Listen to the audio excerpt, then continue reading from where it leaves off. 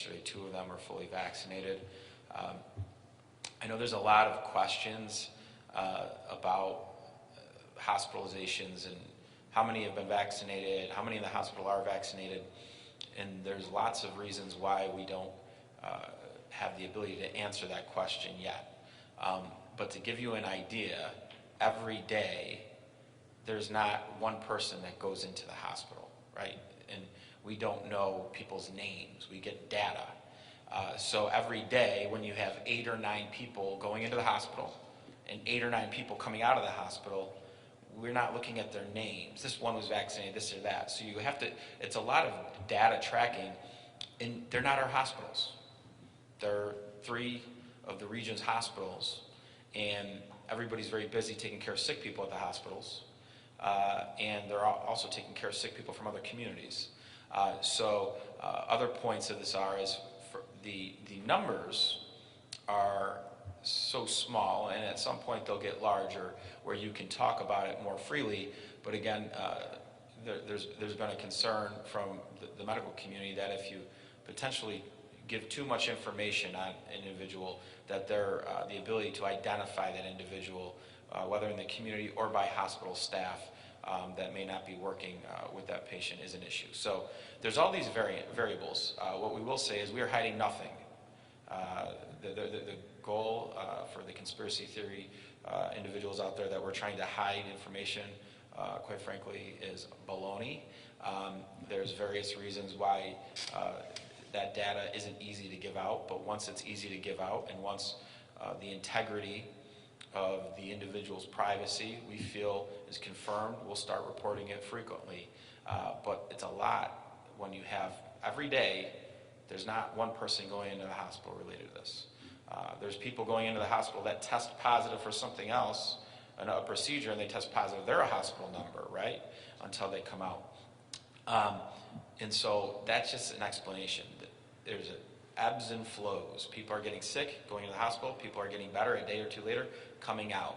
We don't get the names every day that are tracking through it all. It's not a county-run hospital. So hopefully that will bring a little bit of clarity to that. Active cases, again, today will likely be in the same range, but we had 845 active cases yesterday. Each week we've been seeing between 700 and 800 new cases. Some of those cases are, you go back to the 2 days before symptoms came on, really is when their quarantine or recovery period starts. So the math doesn't add up perfectly because of that, because they go eventually get a test, eventually they come home and get the positive result after quarantining because they were symptomatic, and then they're already into the recovery process. Clusters, some people are asking the questions about what are you seeing? And most of our cluster report that we received, one, there are no real large numbers, but we even consider a cluster 3 or 4 cases. But most of it's what you would think would happen. You have community spread. You have each week and each day we have about 25 to 30% of our cases are household contacts. So essentially somebody within the house that gets sick because somebody brought it in. But then then we have travel, which is about anywhere between 10 to 20% of our cases. That makes sense. People are traveling into areas. People are going into areas where they're not as vaccinated in other parts of the country, and they come home and they get sick. But when you look at clusters, a lot of it's employer related, right? You have 3 or 4 folks that go to work, they interact, and they get sick if it comes in, right? That's what most of it is. What we haven't seen, it was reported on last week, the state fair does testing. There's lots of testing there, and like anything, if you're testing for COVID, you're going to get positives. When the state fair did testing in the beginning of with their vendors and their employees, there was a couple positives. What has not been demonstrated was any sort of clusters from the fair, right? Super spreader type things that there was a lot of anxiety last time we were here about. It hasn't happened. And so we're dealing with a lot of household spread, we're dealing with travel, and we're dealing with community spread. So what's the plan going back to school? First piece on Tuesday at MBT Bank Stadium between 9 to 11:30 and 1:30 to 3. Any student, any staff who wants to get a rapid Binax test can come and get that test. A reminder, any student who's under 18 years of age would need a guardian with them to do that. So again, this is anybody who wants to just get a rapid test before they go back to work, kids who, mom or dad, want to get a test, make sure where they are before they go back to school. That's on Tuesday. The plan moving forward, Dr. Gupta and her team, Ann Rooney and her team have been working very hard with our districts on a screening protocol. And so I want to thank them for their efforts. These are complicated efforts, but our goal with the screening protocol is to get sound data in all the buildings and to do it weekly. So it'll be a weekly screening program for any school, K through 12, public, private, and charter in Onondaga County. The main preferred vendor, which won an RFP recently, is Quadrant Bioscience. Quadrant Bioscience is affiliated with Upstate Hospital. The Quadrant COVID-19 test kit is a saliva PCR test, which you have all seen. It's very easy to administer, and it was self-administered by the individual being tested. The program will have baseline testing of 10% of the school building each week. This includes students, teachers, and support staff. The percent may go higher if Dr. Gupta sees trends in a building. So if we see some information that suggests we may have a challenge in a building that week, we may want to do more testing that week. A reminder, which is very important, is that symptomatic individuals shouldn't be in the buildings to begin with, right? So if you have symptoms, you're not supposed to be in the buildings. You need to go and deal with a COVID test outside of the school buildings for that.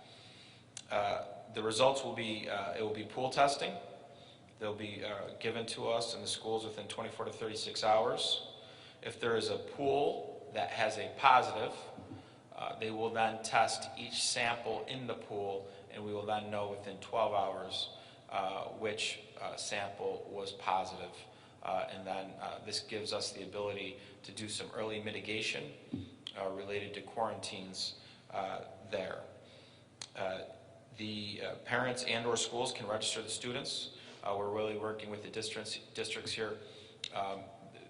Randomness is important, right? We're screening. We're looking for hidden pockets of virus to make sure that it doesn't disrupt in-person learning. I've had the question about unvaccinated teachers. Can this be their testing?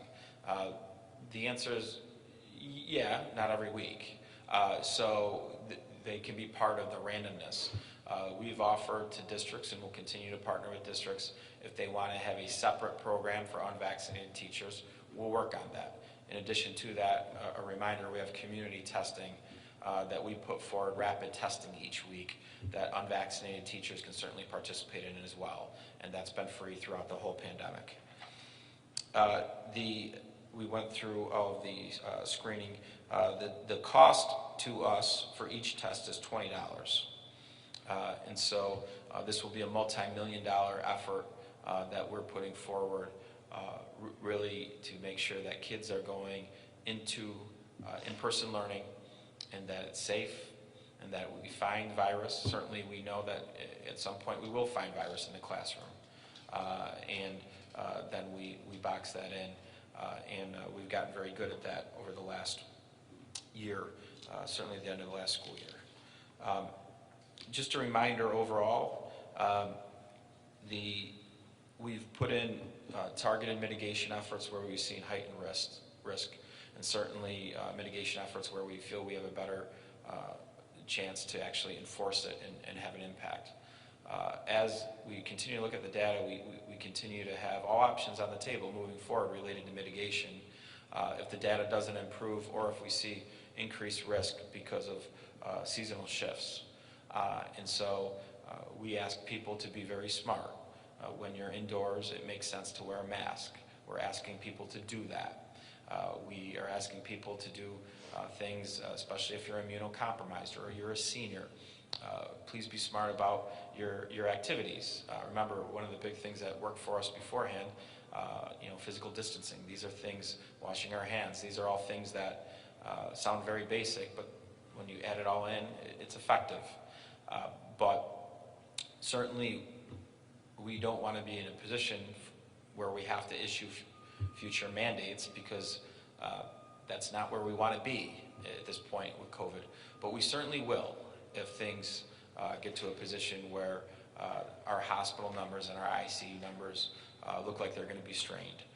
Today, 67 hospitalizations, 70 hospitalizations, that's not strained. We have calls with the hospitals every day, and we make sure things are okay every day.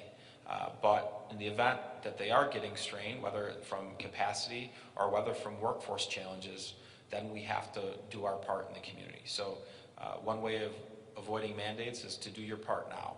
And I ask people to really consider that as we start to move into fall. Hopefully we'll start to see the Delta variant wave here flatten out in short order. But if it doesn't, we have all tools on the table still. At this point, I just want to ask Dr. Gupta to come up. Dr. Gupta recently has become the president of the Health Commissioners of New York State. So I saw your letterhead, Dr. Gupta, the other day, and I said, I know you. And so certainly want to congratulate Dr. Gupta on that, as she's very respected with her colleagues. So, but we'll ask Dr. Gupta to come up and just add some to the topics that we just went over.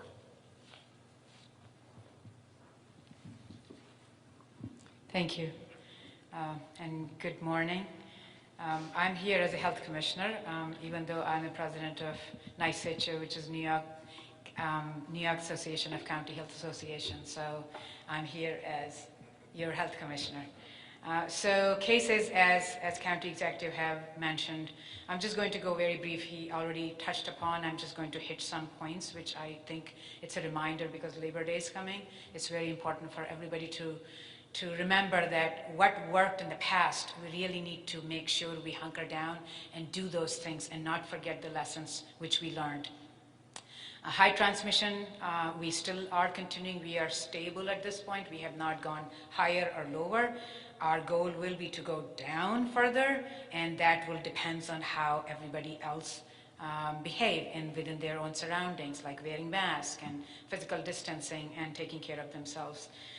So hospitalization, as county executive has mentioned, those data will be coming in the near future when we have enough at this point. As the pattern, which I can say that, what we have talked about is, you saw the one which data we put out for the cases, that about certain people who are in the community cases, because more people are vaccinated and Delta variant is so contagious that people are getting infections in those vaccinated individuals too. However, they recover much better and they have much better outcome than those people who are unvaccinated.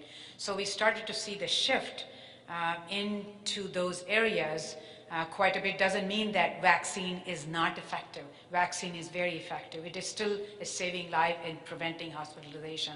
As county executive was mentioning, hospitalizations are still kind of okay, and if we didn't have those vaccinated individuals in the community creating sort of a barrier, we would have much worse scenario like you see in southern states. So that is proof is in the pudding, right? We should look at the states where they have a low vaccination rate. So masking, certainly universal masking, as I always wear this is like in my car, everywhere. If somebody comes to my house to have it, I said, please put your mask on. I have said it even the stores, there has mask going down and they're showing the nose. I say, please put it up, right? It's important, any courtesy. It's uncomfortable for people, but we are there to protect each other. I think it's important. Vaccination, all of you have seen, the Pfizer is fully approved now. It's an important thing that full approval is for 16 and above, because that's how it was initially put it in. That is not, so between 12 and 15 is still under emergency use authorization. Under 12, they are still not eligible. One thing which we always have said it, and I have reminded my physician colleagues also, that there is something called off-label use. In medicine, we do a lot of times, is there off-label use of things. In vaccines, it should never be done. So any kid should not get, the under 12 should not get this vaccine. So from 12 and above, everybody can get, but 16 and above certainly is a full authorization by the FDA, and Moderna has put their application, so hopefully they will be there as well. You all have seen the third dose for the moderate or severely immunocompromised, which is different than the booster dose. Booster dose is, Biden administration has put forward that they will be on the horizon, but Advisory Committee of Immunization Practices has not recommended it. So we are going to wait to hear that, and that's how the policies start offering that booster doses in our community at that point. Right now we are on third dose. I just wanted to make sure that's clear. And booster dose is where the immunity start to wane down in otherwise healthy people, and that's where the booster dose come versus the third dose, which is the primary series, as I have mentioned last time. Some words about case investigation, contact tracing. As you have seen, our numbers have gone up. With that, complexity has gone up. Some of those things which County Executive highlighted, it's everywhere. So workplace, different places, there's no one. When we see one part of some state fair, as he mentioned, the same thing is happening and people having get together. So as I look at the sheet at the end of the day, that what are the report I'm seeing, it's the people are getting get together, they're traveling everywhere, and they are kind of spreading their love, unfortunately, and some of them are not responding. So if I look at that, about 50% or so are, they are difficult to deal with at times, they are not cooperative, or we are not able to find them, but we continue to repeat that effort and do our best to reach them. So my ask to all of them, if you're doing home tests, because home tests are available too now, buy next test, which the county does, that's available over the counter, and people can buy in $20. And the problem is that when people do that, unless you are going to quarantine, isolate yourself and staying home, that's going to defeat the purpose, because you're spreading the infection. A positive test is a positive test. Negative test does not mean you are negative if you have symptoms, but if you are Binax positive, you are positive, period. There is no ifs and buts there. We would still encourage those people, if you're doing home testing, to go and make sure you get your confirmatory test, because that's how we get that. Call us, that is another one, but we cannot act on in your home test because you don't produce any report. We have no proof of that. So, putting isolation is a very legal binding. It's a commissioner's order. It has legal implications, so we can't do anything until we have that. So we ask people to really be very vigilant of their symptoms, and if you're doing home testing, please make sure you got confirmatory tests. And we have plenty of PCR testing available throughout the community, which they have turnaround time less than 24 hours in many of the instances, actually. I had sent people who I knew, some of them got it in a few hours. I was kind of shocked. I said, oh, I got my test. I said, wow, that's pretty nice. So we are, then we have testing as flu season is coming, school, I'm not going to go, I think that's, you already know that county is very involved in this. Just wanted to reiterate that even in schools, which I told superintendents also, testing is important, but the lessons which we learned last year, mask, hand washing, physical distancing, are the crucial for the success. Just a reminder, you might have all seen, Marin County, California had a very case study. If you have not seen it, please Google it, you will find it. One unvaccinated teacher who was asymptomatic took the mask off to do read out loud, and in elementary school the kids were not vaccinated, and had many kids become positive. So that is a published study. I think it's a good lesson for everybody, what not to do and what to do in our own community, and that's how we can keep the schools open and then have all the kids in-person learning. So thank you. Thanks, Doctor. To a couple other points. So we've now had over 308,000 residents receive the first dose, which is very good. And I think we'll continue to see that continue to move up. Also, when it comes to new cases too, again, we watch the cases, but really it's about treating our sick. We have higher education cases back in the mix, right? So higher ed went away for a while, so those were all local community-based cases. The schools are doing testing very similar to what's happening in our school, or our K through 12 schools, and so you're going to find asymptomatic cases, and they have. And there's, for example, at Syracuse University, there's 2,700 tests have been done essentially in the last week that haven't hit the state testing system because they were never, the process before last year, they would send over information to the state and then they would update them into our test numbers. Right now, there's nobody updating those numbers. So when you look at our total test numbers in the community, there's 2,700 tests that haven't been counted in that process. Yet we've received positives against our positives. So the reality is we got more people essentially back in the community too, and so staying flat isn't bad. We're holding our own against the variant, and again, this is not what the first two phases were, but we need to be smart now to try to nip this as we go into certainly the fall months and winter months. As there's just more illness overall during those periods of time. Questions? Is the school testing, the saliva pool sampling, is that voluntary for either districts or for the participants? It is. If districts chose not to participate, I would really have to consider an executive order. But for the students, it's something that the parent of a student or the teacher Correct. has to say, I'm interested in being part of this week's 10%. Correct. And is the 10% per building or per school district? It's supposed to be per building. Has every district signed on to it? I don't know that answer, Andrew. My assumption is every district's going to do it. Every district absolutely should do it.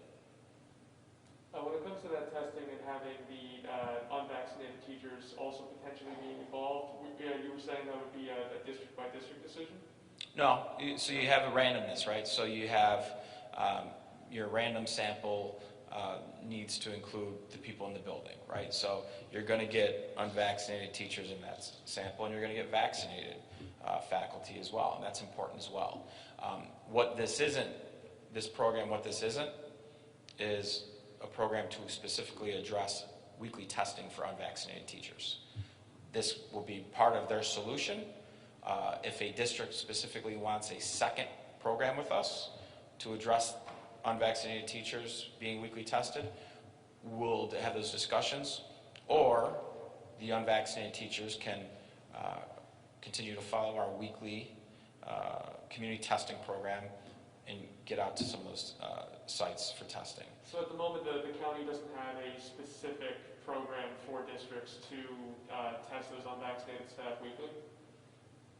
No, we're willing to set one up if necessary, but that's not what this is. This is about complete screening from all people in the buildings, and you can't skew your data, right? It's kind of, you've heard me talk about the positive rate. Yeah, the data's skewed if you're just testing people who have COVID symptoms, right? That data's not really worth a lot. If we're just testing the same people in this program every week, that data's not really worth a lot either. Is there any fine or other kind of punishment for any teacher or staff member who doesn't participate either in getting vaccinated or the random weekly testing? Yeah, it's an executive order, so there is a potential fine and it is a potential Class B misdemeanor. Again, enforcement of that, we have to work with districts because they really know their personnel. Some districts and some buildings have everybody, so it's very easy, right? I think there was a report in Lafayette School District that from your outlet that everybody was there. I think the city school district had 60% or so, but we also got the city school district a bunch of Binax kits to do some additional proactive testing, right? So we're certainly willing to work any which way to help make sure that the districts can meet the mandate we've put for unvaccinated teachers, whether it's giving them tests, whether it's setting up a program. But this can't be the answer to that. It can be part of the answer because of the randomness of it, but it can't be the answer. Forgive me, I just don't know this. Is the sewage being tested either at the state fair and or the amphitheater? The wastewater? Yeah. Specifically, I don't know the answer to the state fair, but it's not at the amphitheater. I clarified with your office this week that it's on the school district to actually do the record keeping of who's vaccinated in their building and who's eligible or required to get a weekly test. Do you have requirements on what the school district needs to do for that record keeping? Do they need to ask for proof of vaccine, or is the honor system applicable? That's getting into a HIPAA requirement, Andrew, so I'm not comfortable. I don't know the answer right there, but my assumption is that the districts do have the ability to ask for vaccination proof, but we'll leave it to them to do that. It's in their own interests to enforce this with us so that we limit the risk to the people in the building, and I think that's the goal. And again, I don't like mandates. But the difference with this is that the kids, specifically the kids K through 12, have had no choice in this process. You, the adult, had a choice. You, the adult, if you work in a school district, were able to be almost first in line for the vaccine. So you, the adult, need to go the extra mile if you've chosen that choice of the vaccine wasn't the right choice for you. I respect that. I don't agree with it, but I respect it. And so that's why we have these protocols, because those kids, they haven't had a chance at a choice yet. But if a school uses an honor system, doesn't that defeat the whole purpose of this executive order? That's assuming people are lying. So you're assuming that there's going to be school personnel that would lie. I would hope that would not be the case. The testing that you're going to do Tuesday at the baseball stadium, what are the parameters for that? Is it like just basically any kid 18 and under? Yeah, any student and or any faculty member that wants to go. But again, if the student is 18 or under 18, they will need a guardian with them. Does a kid need to prove what school they go to, or just Nope. get one? No, just Okay. Do you want to go ahead? So when it comes to the differences in the testing, you talked about obviously we have this pool testing that's more randomized once a week for the entire school populace. When it comes to making sure that unvaccinated teachers are getting tested, I just want to make sure that's less of a county-run guarantee, that's more district by district, and they have to come to you for the tests if they want them? yeah. So we don't know how big of a problem it is in each district, right? So you could have some districts that they don't need any of it in any building. You could have some where they have quite a few unvaccinated employees. So then that district can do a couple things. That district can use some of their funds that they receive from the federal government for the same purposes to work with us and use our buying power, right? Our vendors that we just went through a procurement process and set up a program. They can work with us and we can give them Binax kits. Or the faculty member that has decided not to get vaccinated, and that was their choice, right? They were allowed to get it first, outside of your medical professionals and your nursing homes. They can then go to our community sites, which is free as well. So there's ample opportunity for them to meet the mandate. But again, we're not going to go to a school district and create an infrastructure that's not needed. They need to tell us we need help, and then we'll work on the infrastructure together. Well, I heard from some school officials last week that at least on their end, they were saying there was some confusion as to where those tests would be coming from to meet this mandate. I just cleared up all the confusion. I just gave you the 3 scenarios.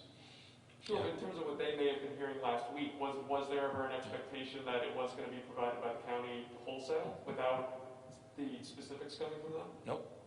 No. Again, we're willing to help them in their solutions, but they need to tell us there's an issue, right? We're not going to go create infrastructure and then not have it used. And we've already created free testing infrastructure for the community that certainly any faculty member who's unvaccinated can take advantage of weekly, and then we could produce a paper trail for them. So we've created infrastructure. We're not going to create additional infrastructure unless we're asked to. Would you be willing to elevate your executive order to eliminate the honor system as an option? Interesting. I'd ask, we'd have to get more feedback, but it's an interesting question.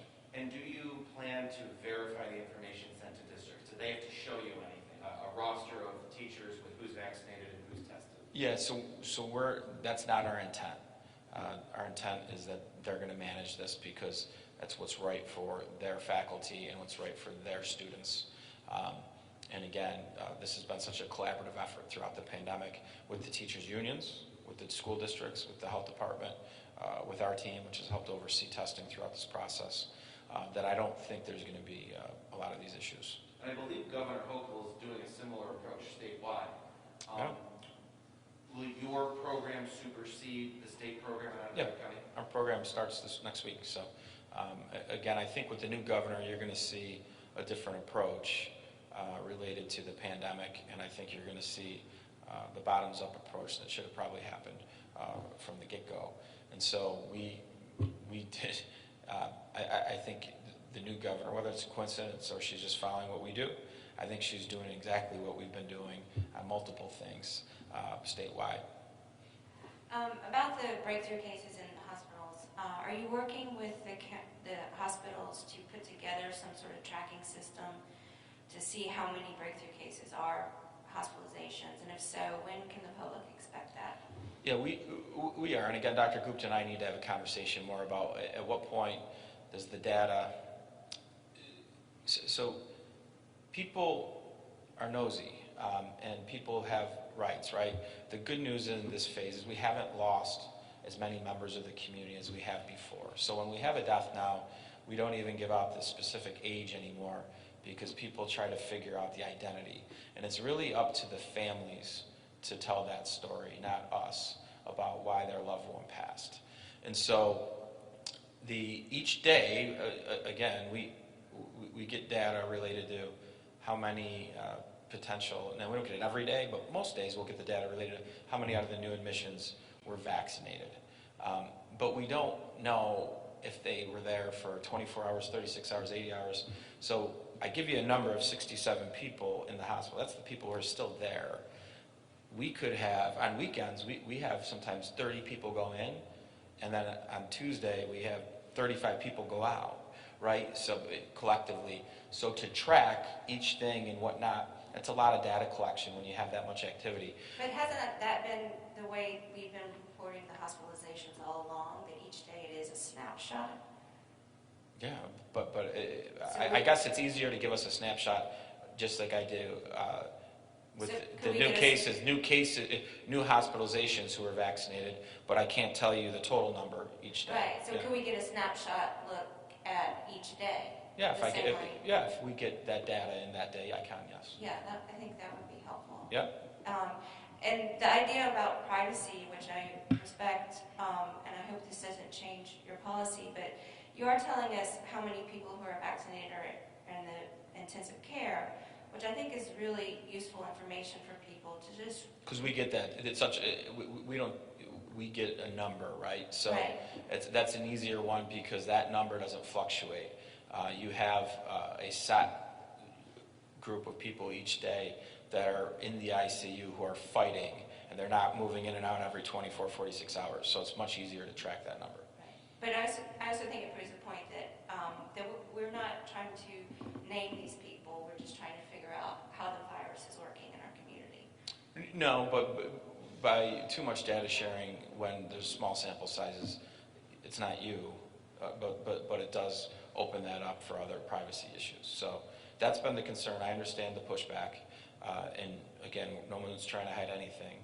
We're just these are the things when you're in our position we have to consider, and sometimes our jobs, don't align perfectly, right? And so we can get in trouble if certain things are revealed the wrong way. So, but again, I think if we get the data each day related to how many new hospitalizations, how many people are vaccinated, that's data that because of the numbers, I think I can probably share that data. I'll talk to Dr. Gupta about that, but I think that's a start. Thank you.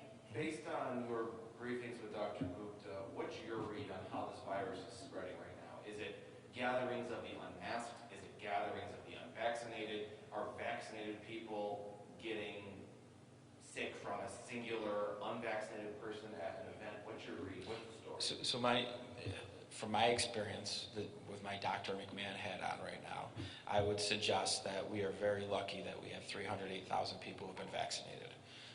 Our data, and this is something I am good at, our household contact data for the first 2 waves was half of what it is now. So what you're seeing is a situation where the virus, when contained to an area, to a home, spreads very easily. And that's different from before, where you could try to isolate it much easier. I think the positive news with that is that most of those people are already under some sort of quarantine, right? So the risk to the public isn't as great. The other thing is with the breakthrough cases, between 30 and 40% consistently each day. With Delta, before Delta, you saw very few breakthrough cases. When you look at that, the good news is most of these cases sometimes aren't sick, or when they are, the symptoms are much less. So our hospitals aren't strained the same way that they would have been, and that's due to the vaccine as well. So I think overall, the positive news that I saw, even though I don't like seeing 100 cases a day, or one day last week, this whole state had a huge day. We had over 200, but everybody in the state had major elevated numbers. There's a story, and when you can look at the story and you can elevate risk, then you can try to make some decisions. But now, outside of the targeted thing, it's still community-based spread because it's a more contagious variant. So people need to be smart. We do look forward to when we can give boosters, and we'll have the infrastructure developed where we can do that and do that well. And hopefully that will help lower that breakthrough number. There are theories that the breakthrough number is higher because people's immunity is waning. But overall, this is the third phase of this in our community is much different from the first and second. This is a virus that our teams have to actively manage right now, but we're not in crisis mode. But is there a behavior that you can ask people to change based on the spread data you're seeing today? My concern would be that we really need to get through the Delta in the months where we can be outdoors, right? My concern would be certainly if this Delta is still hanging around in the winter months, as we're going into winter months, that will present a problem for us. So behavior-wise, Andrew, Dr. Gupta references Labor Day weekend. Obviously outdoor events are better than indoor events, and people should be smart. And if you're immunocompromised or a senior, you really should, consider your activities and how you do things and who you're with. And that's just what we have to do right now. What would you say to those that, to your point right there, it almost sounds like we're getting back to that point where we're concerned about seeing, grandma or things like that with the way that the Delta variant is spread. You used the word, mandate a few times today, which is a bit of a departure from like the way that you were describing how we were handling the pandemic earlier in the summer. How are you feeling seeing the cases going up at the moment? And is there a certain point that you've identified at which point you'll implement some sort of mandate, and what that first step would be? Yeah, so to implement a mandate, I have to put my money where the mouth is, right? So we have to be willing to try to enforce it. And so what I'm looking at right now is the week-over-week case growth. Last week, Dr. Gupta talked about this again. We kind of have stabilized in this area, and that's what happens first, right? If you look at our curves before, you'd see week-over-week growth, 30%, 40%, 40% week-over-week. I think last week we were closer to 10%, which is still growth, but it's going in the right direction. So can we hold on and start to stabilize our weekly numbers? And then it should start burning itself out a little bit. My concern is that if we get into the November, late October, if the weather doesn't work with us like it has, then and everybody starts getting indoors and we don't start to really see that curve, what that can do, and because it is so contagious, and then it becomes a higher risk for our hospitals and our ICUs. And at that point, then you have to look at mandates, whether it's indoor masking mandated or whatnot. Those are then steps that, in my position, I have to then look at trying to collectively put together resources where we start looking at that and we start looking to enforce it, whether it's larger gatherings or whatnot. To put a mandate down is very easy. I sign a piece of paper. It takes me very few minutes. To then enforce it is a big difference. And that's what the expectation is when you do a mandate. I can't tell you how many thousands of notes I got that somebody saw somebody not wearing the mask correctly at a building at the fair. And so that's that's not a surprise to me that somebody wasn't wearing a mask correctly. There's many people that follow the rules more than those that break them, so it was effective from that standpoint. But you have to be able to enforce, and putting a countywide mask mandate in the middle of the time where I have no law enforcement that can help us enforce it because they're busy with other crime is not feasible. If this moves into a direction when everybody's activities go indoors and Delta's still strong, then we got to look at all of these tools that we have, and we have to be willing to regulate those situations. What enforceable tools have you identified at the moment? Yeah, I'm not going to really get into it, but certainly when you look at, we know from past experience, larger gatherings represent more risk, and there's things you can do and work with those industries specifically. I think those are things we would look at. Indoor mask mandates, could we get there? We would probably start more with more, targeted areas where you saw more consumer traffic. But could we get there? Yeah, if we get to, very large cases where our hospitals are being impacted, again, 67, 70, 80, that's not being impacted. They'll let me know when they're impacted. And it may be more, I don't have staffing, Ryan, I can't, we're pressed because of staffing. Then we look at mitigation, further mitigation, because for us, but then on our end, we have to be able to enforce it, because I'm not going to just do something just to say, go do it, and act like, okay, I did my job. That's not doing my job. Do we know how many people in our community, in the county, have gotten their third shot? How many are eligible to get their third shot right now, and how many have already gotten it? I do not, yeah. Is that something we could get later this week? Yes, so the third shot is about 2.5% to 3% of the population, so they'll be very small numbers. We don't have any tracking of those third shots, so some people come to our clinic in the Civic Center. They're far few. They are going to their doctors. A lot of them are going to the pharmacies. So state probably will be able to give us the data because we don't get everybody's data, and there's no way we would know who's immunocompromised, right? So it's not that easy data for us to get it. Maybe Dr. Gupta, while you're there, is the county willing to share its database of those vaccinated with school districts so that they can cross-reference the teachers and staff who say they're vaccinated? So we per se as a county don't get a database from the schools that who is vaccinated, who is not vaccinated by names. What we would ask them that how many percentage, as county executive was mentioning, and that is something for the schools to actually ask. And if you look into the federal law with the EEOC office, that any employer have authority to ask that question. So that's up to them how they actually apply that authority for them. So feds have said it, yes, you can, but that depends. That's why I see, Morgan, I think the big companies are actually doing it. They're requiring them to show either proof of vaccine or you go to the other door, get weekly testing. But the school districts are in it because they're public schools. A lot of them, they have not that resources. So that's up to them, but we don't get. But you do have a list of who you vaccinated. A lot of them were teachers early on. Can you provide that information to the schools? So we don't know, we don't go by each occupation, because that will be pretty much impossible task. If not impossible, I would say very time consuming. Can we do it? Yes, of course, but then few people have to be hired to do all that and go through that and find that occupation if they filled it out there.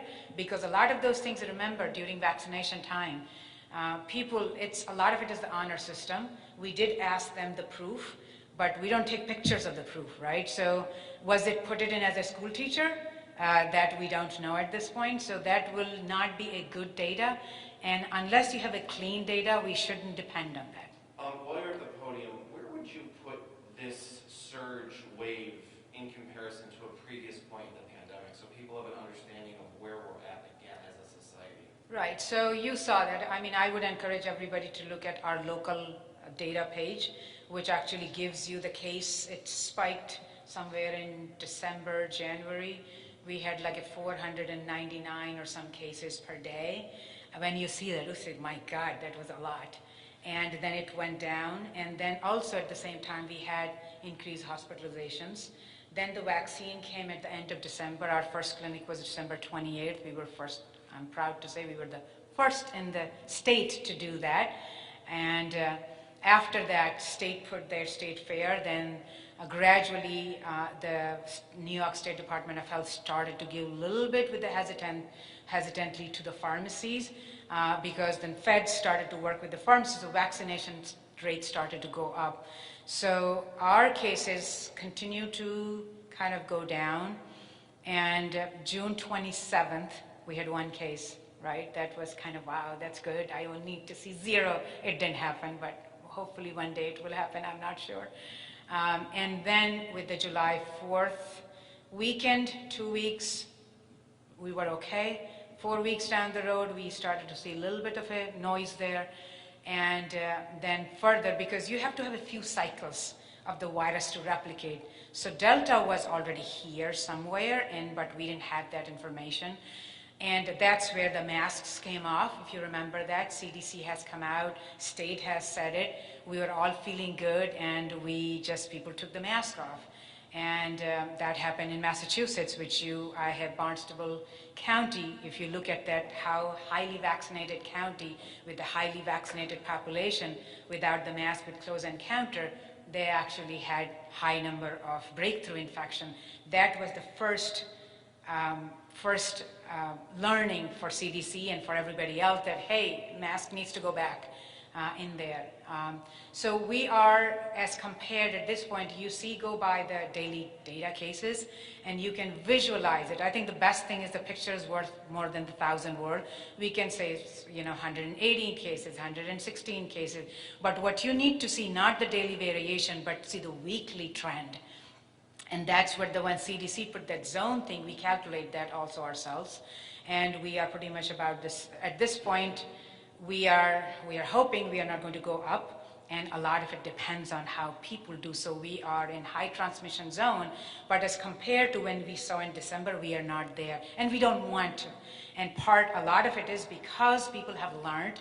A lot of people are vaccinated, which is great, and a lot of people are using the mask and using the precautions. So my ask will be to use this. This is an additional mitigation measure along with the vaccine. It is very, very important. Dr. Gupta, to that point, what advice do you have for people on Labor Day?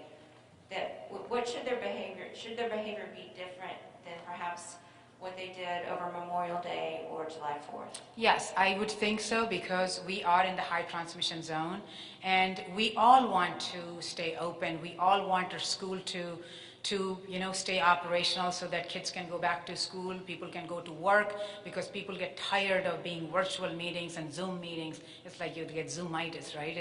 And there's no word, I invented it, I suppose. The point is, at this point, is we can change that by ourselves, by taking charge.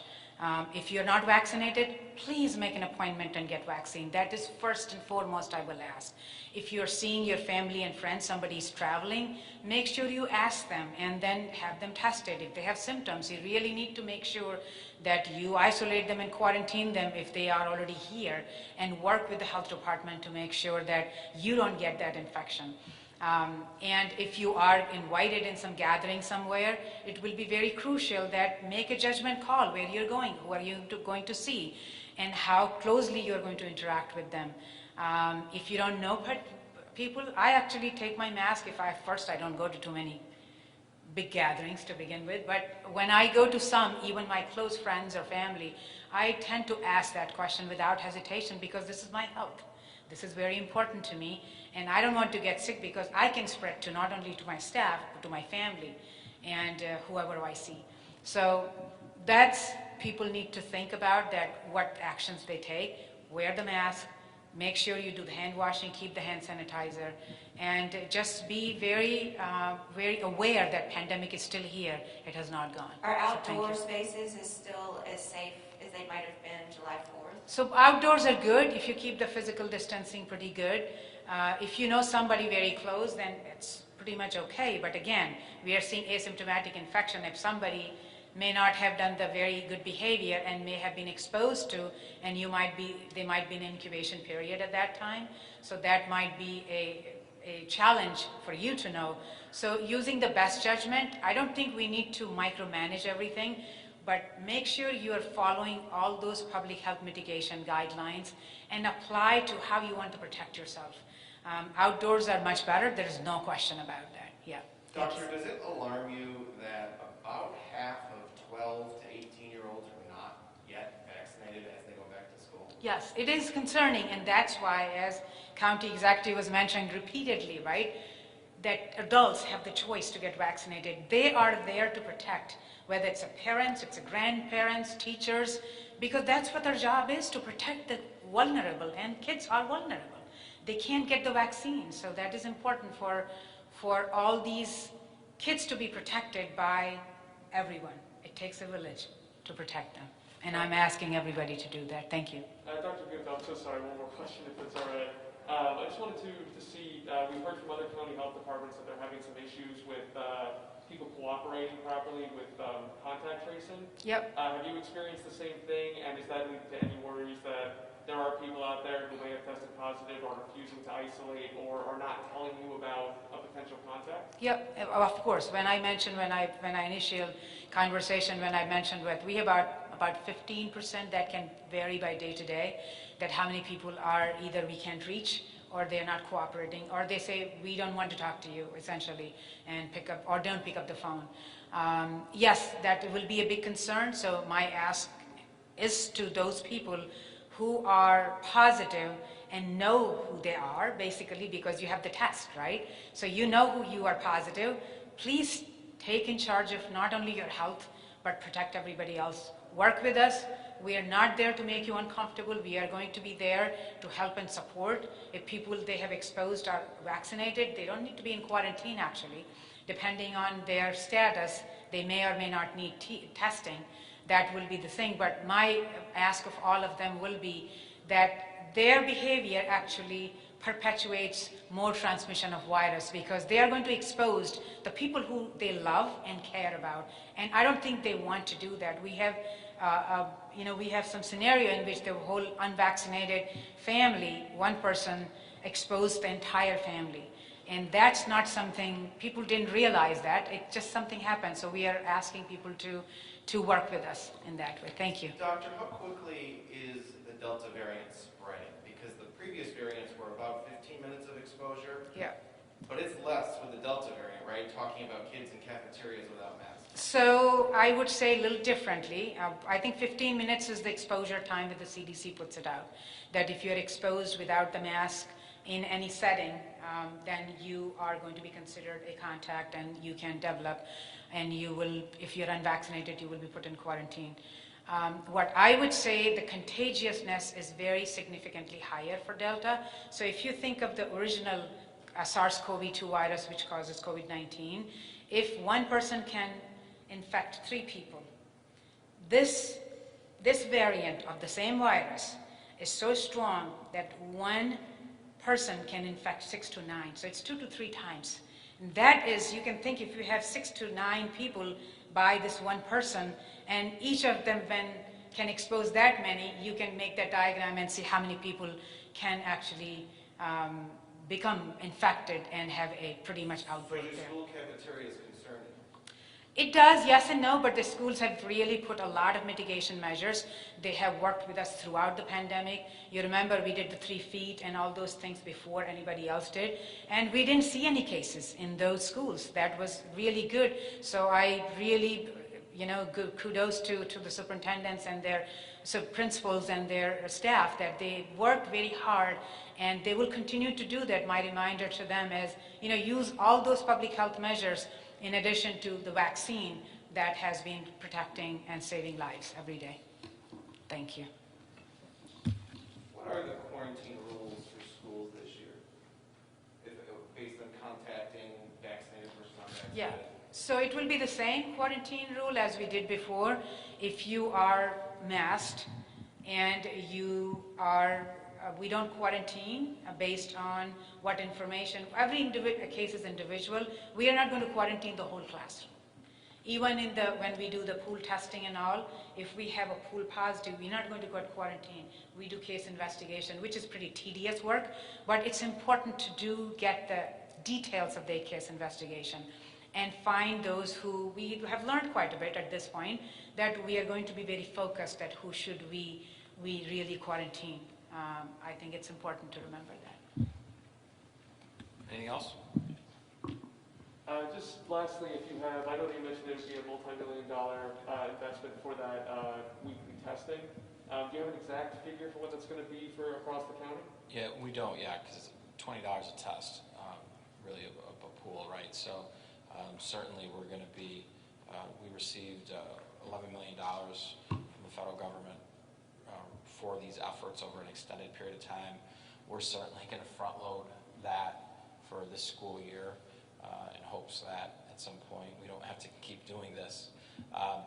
But this works. And to Andrew, to your point about the kids in the cafeteria, again, with all the mitigation we're doing, our hope is that that won't become an issue because of the testing program we have as well, which should help with that. Well, on the cafeteria point, last year so many schools had students eat in their classrooms where they could be 6 feet apart. Cafeterias, that's likely not possible. Some schools are just putting kids in the cafeteria without much distancing, without masks. And last fall, or last spring, the Delta variant wasn't dominant either. So this is a whole new ballgame, yet it seems that the policies are much more relaxed. I think you learn a lot, right? And so again, what we do know is that if you're testing, and again, the randomness matters in this regard, because you're testing, hopefully you're getting each classroom, right, weekly. And if nobody has COVID, being together, risk is a lot less, right? You can't pass around COVID. So I think that's kind of one of the things that we've always talked about. If you remember, when we wanted to reopen the economy, in certain parts of it, we referenced using testing as the tool to do that. Again, testing is the tool to make sure that our classrooms aren't impacted, as well as other mitigation, including symptomatic. One thing with the Delta, I think the doctor that we've seen in the data, is that the Delta, you can be asymptomatic, but most of the times you do have symptoms, right, out of the contact tracing that we have, that I get a report on. It mostly is symptomatic. So from that note, kids shouldn't be in the buildings. Faculty shouldn't be in the buildings. And certainly that should help as well. Other questions? Thanks, everybody.